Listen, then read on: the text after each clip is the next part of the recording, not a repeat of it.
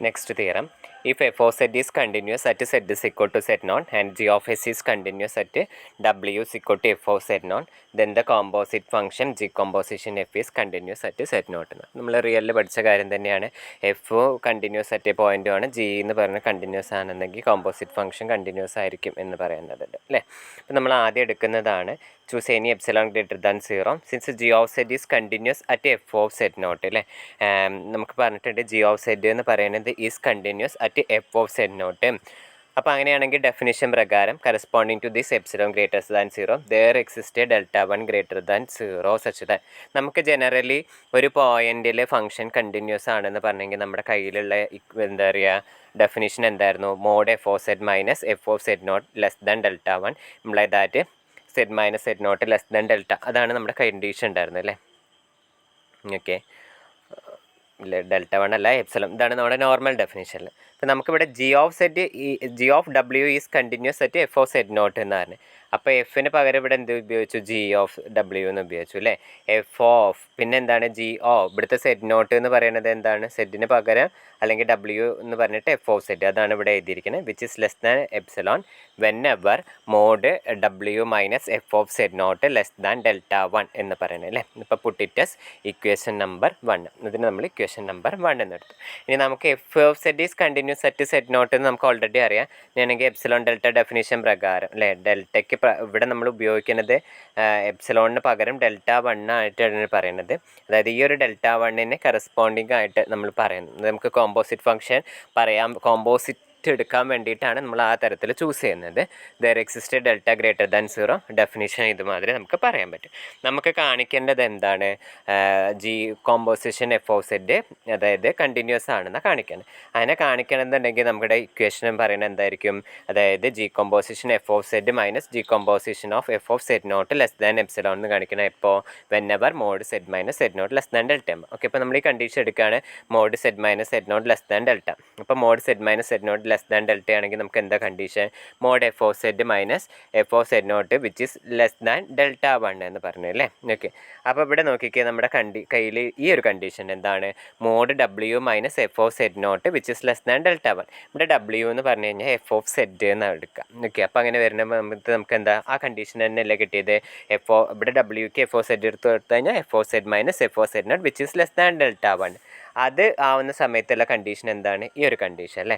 അപ്പോൾ നമുക്ക് അവിടെ പറയാൻ പറ്റും ജി ഓഫ് ഡബ്ല്യു minus G of F of Z naught എന്നാണ്. ആ ഡബ്ല്യുവിന് വീണ്ടും നമ്മൾ എഫ് ഓഫ് സെഡ് സബ്സ്റ്റിറ്റ്യൂട്ട് ചെയ്ത് കൊടുത്തുമ്പോൾ mod G of F of Z minus G of F of Z naught which is less than delta എന്ന് കിട്ടും അല്ലേ. ഇപ്പോൾ G of F of Z എന്ന് പറഞ്ഞു കഴിഞ്ഞാൽ G composition F of Z minus G composition F of Z naught which is less than delta. So whenever mod Z minus Z naught less than delta ആവുന്ന സമയത്ത് this condition is satisfied. Therefore we have to say that g composition f is continuous at the point z is equal to z naught. G composition f എന്ന് പറയുന്നത് at the point z is equal to z naught continuous ആണെന്ന് നമുക്ക് പറയാൻ പറ്റും. Okay, ഇത്രയും കാര്യങ്ങളുണ്ടായിരുന്നു. നമുക്ക് അടുത്തത് പറയുകയാണ് if f o z is continuous at z naught. F o z എന്ന് പറയുന്നത് സെഡ് നോട്ട് എന്ന് പറയുന്ന പോയിന്റിൽ കണ്ടിന്യൂസ് ആണ്. എഫ് ഓ സെഡ് നോട്ട് നമ്മൾ കാൽക്കുലേറ്റ് ചെയ്യുമ്പോൾ അത് നമുക്ക് നോൺ സീറോ ആയിട്ടുള്ള വാല്യൂ, അതായത് സീറോ ആവില്ല എന്നുണ്ടെങ്കിൽ ദെൻ നമുക്ക് എന്ത് പറയാൻ പറ്റും? എഫ് ഓഫ് സെഡ് എന്ന് പറയുന്നത് naught is equal to zero ആയിരിക്കും. എവിടെയാണ്? Throughout some open throughout some neighbourhood of that point z naught എന്ന്.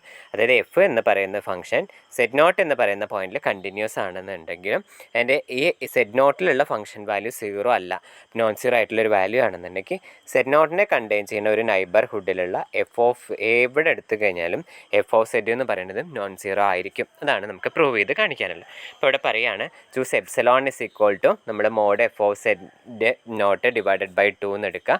അതെപ്പോഴും ഗ്രേറ്റർ ദാൻ സീറോ ആയിട്ടാണ് നമ്മൾ ചൂസ് ചെയ്തിരിക്കുന്നത്. കാരണം നമുക്ക് പറയുന്നുണ്ട് എഫ് ഓഫ് സെഡ് നോട്ട് എന്ന് പറയുന്നത് naught is equal to zero ആവില്ല എന്ന് പറഞ്ഞിട്ടുണ്ട്. അപ്പോൾ ആ വാല്യൂ മോഡുലെസ് വാല്യൂ എടുക്കുമ്പോൾ നമുക്ക് എപ്പോഴും എന്തായിട്ട് വരും? ഗ്രേറ്റർ ദാൻ സീറോ ആയിട്ട് വരും. ഓക്കെ, നമുക്ക് തന്നിട്ടുണ്ട് f of z is continuous at the point z naught എന്ന് പറഞ്ഞു. അങ്ങനെയാണെങ്കിൽ corresponding to this delta corresponding to this epsilon there exist delta greater than zero such that mod F of Z minus F of Z naught which is less than epsilon എന്ന് പറയാം.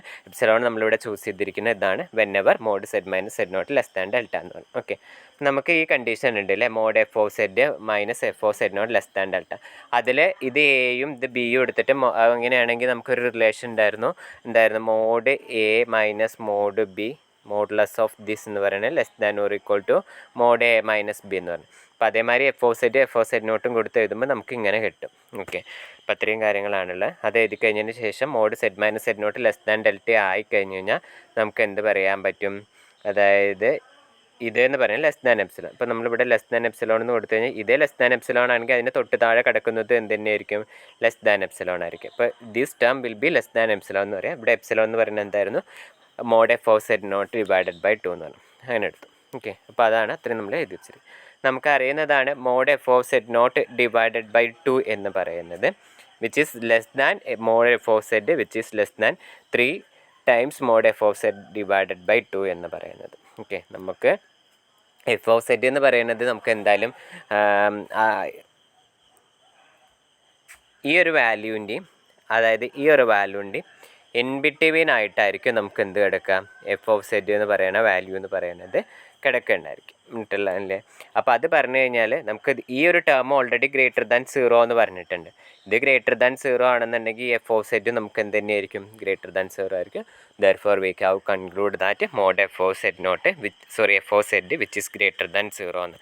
അതുകൊണ്ട് നമുക്ക് പറയാൻ പറ്റുന്നതാണ് ഏതൊരു ഡെൽറ്റ നൈബർഹുഡ് എടുത്തു കഴിഞ്ഞാലും അതിൽ mod F of z greater than 0 ആയിരിക്കും എന്ന് പറയുന്നത്. മനസ്സിലായില്ല, എത്രയുണ്ടാണ് ജസ്റ്റ് ഒരു കൺസ്ട്രക്റ്റീവ് പ്രൂഫാണ്. അത് ജസ്റ്റ് അത് അങ്ങനെ ഇവിടെ ഒരു ഒഴുക്കിൽ പറയുന്നതാണ്, ഇങ്ങനെ ബൈ ഹാർട്ട് പഠിക്കാം. അടുത്തത് നമുക്ക് എപ്പോഴാണ് ഒരു കോംപ്ലക്സ് ഫംഗ്ഷൻ ബൗണ്ടഡ് ആണെന്ന് പറയാം. ഡെഫിനിഷൻ മാത്രമേ നമുക്ക് പഠിക്കേണ്ടുള്ളൂ.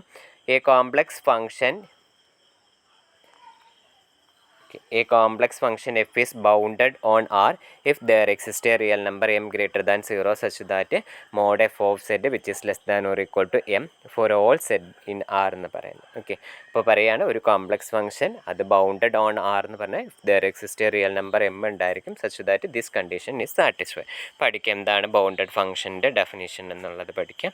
ഇനി നമുക്കിവിടെ പറയാനുള്ള ഒരു ബൗണ്ടഡ് പ്രോപ്പർട്ടി എന്താണെന്നാണ്. ഇപ്പോൾ ചിലപ്പോൾ നിങ്ങളോട് state and prove the bounding property എന്ന് പറയും. If a complex function f is continuous on a closed bounded region R, ഒരു ക്ലോസ്ഡ് ബൗണ്ടഡ് റീജിയൻ ആർ എന്ന് പറയുന്നതിൽ ഒരു കോംപ്ലക്സ് ഫംഗ്ഷൻ കണ്ടിന്യൂസ് ആണെന്നുണ്ടെങ്കിൽ അതെന്തായിരിക്കും, ബൗണ്ടഡ് ഓൺ ആർ ആയിരിക്കും. മനസ്സിലായില്ലേ, ഒരു ഫംഗ്ഷൻ കണ്ടിന്യൂസ് ആവണം, ക്ലോസ്ഡ് ആണെന്നുണ്ടെങ്കിൽ ആ ഫംഗ്ഷൻ എന്തായിരിക്കും, ബൗണ്ടഡ് ആയിരിക്കും.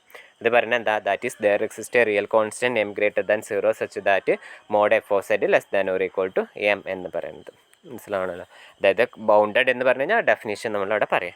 നമുക്ക് പ്രൂഫിലോട്ട് പോവാം. പ്രൂഫ് എന്ന് പറയുന്നത് എങ്ങനെയാണ്, let f of z is equal to u of X y plus i v of X y for all z എന്ന് പറയുന്ന open interval x y in R ആണെന്ന് നമ്മൾ എടുക്കുക. അതായത് എഫിൻ്റെ റെപ്രസെൻറ്റേഷൻ ഇതാണ്. ഇവിടെ ആർ എന്ന് പറയുന്നത് ക്ലോസ്ഡ് ഒരു റീജിയൻ ആണ്. എഫ് കണ്ടിന്യൂസ് ഓൺ ആർ ആയതുകൊണ്ട് യുവും വിയും എന്തായിട്ടേ മാറുള്ളൂ, കണ്ടിന്യൂസ് ആയിരിക്കും അല്ലേ.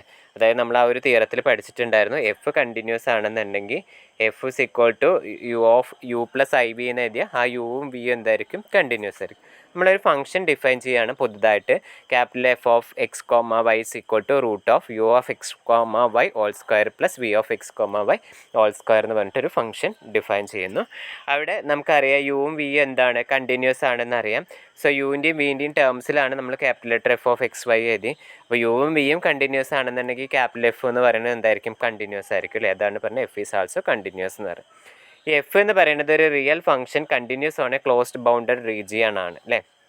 നമ്മൾ എഫ് പറഞ്ഞിരിക്കുന്നത് in terms of u of X y. U of X y എന്ന് പറയുന്നത് എന്താ, റിയൽ ആണ്. വി ഓഫ് എക്സ് വൈ എന്ന് പറയുന്നത് റിയൽ ആണ്. ഇവിടെ അതിൻ്റെ ടേംസ് ഒന്നുമില്ല. അതുകൊണ്ട് നമുക്ക് എന്താണ്, എഫ് എന്ന് പറഞ്ഞ ഒരു റിയൽ ഫംഗ്ഷൻ ആണ്.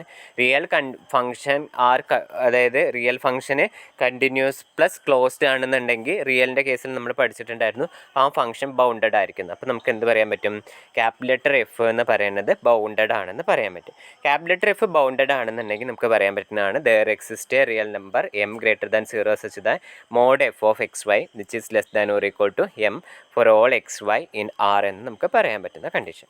ഇനി ഇതുവരെ അത്രയും എഴുതിയിട്ട് നമ്മൾ വെച്ചു. നമുക്ക് ഓൾറെഡി ഇവിടെ എഫ് ഓ സെഡ് ഇതാണെന്ന് അറിയാം അല്ലേ. അതായത് നമ്മൾ z is equal to x plus i y എന്നായിരുന്നു എഴുതിയിരുന്നെങ്കിൽ മോഡ് സെഡ് എന്ന് പറയുന്നത് എന്താ നമ്മൾ എഴുതാറ്, അതായത് root of x square plus y square എന്ന് എഴുതാറുണ്ട് അല്ലേ. അപ്പോൾ അതേമാതിരി എഴുതുമ്പോൾ ഇവിടെ മോഡ് എഫ് ഓ സെഡ് എന്ന് പറഞ്ഞു കഴിഞ്ഞാൽ നമുക്ക് എന്ത് വരും, root of x square plus y square root of u square plus v square എന്ന് വരും അല്ലേ. ഇതെന്ന് പറഞ്ഞാൽ നമ്മൾ എന്താ ഇവിടെ ഡിഫൈൻ ചെയ്ത് വെച്ചിരിക്കുന്നത്, എഫ് ഓഫ് എക്സ് വൈ എന്നാണ്. അപ്പോൾ അതെന്താണ് mod F of X Y. അത് less than or equal to M ആണെന്ന് നമുക്ക് ഇവിടെ അറിയാം, which is less than or equal to M. അപ്പോൾ ഇതൊന്ന് നമുക്ക് എന്ത് കിട്ടി, mod F of Z which is less than or equal to M. നമ്മളിവിടെ എടുത്ത ഈ ഫംഗ്ഷൻ നമുക്ക് എന്താ കിട്ടി, less than or equal to അതിൻ്റെ modulus value which is less than or equal to M എന്ന് കിട്ടി. അതുകൊണ്ട് നമുക്ക് ആ ഫംഗ്ഷൻ എന്ന് പറയുന്നത് എന്താണെന്ന് പറയാൻ പറ്റും, ബൗണ്ടഡ് ഫംഗ്ഷൻ ആണെന്ന് പറയാൻ പറ്റും. അതാണ് പറഞ്ഞത് therefore the complex function f is bounded on R എന്ന് പറഞ്ഞു. എനിക്ക് എത്രയും ഉണ്ടായിരുന്നല്ലോ. ഇത് ഈ ലാസ്റ്റത്തെ ഇമ്പോർട്ടൻ്റ് ആണ്. അതിന് മുന്നുള്ളത് കൺസ്ട്രക്റ്റീവ് പ്രൂഫാണ്. ആ രണ്ടെണ്ണം അതേമാതിരി പഠിക്കുക. ബൗണ്ടഡ് ഫംഗ്ഷൻ്റെ ഡെഫിനിഷനും പഠിക്കുക.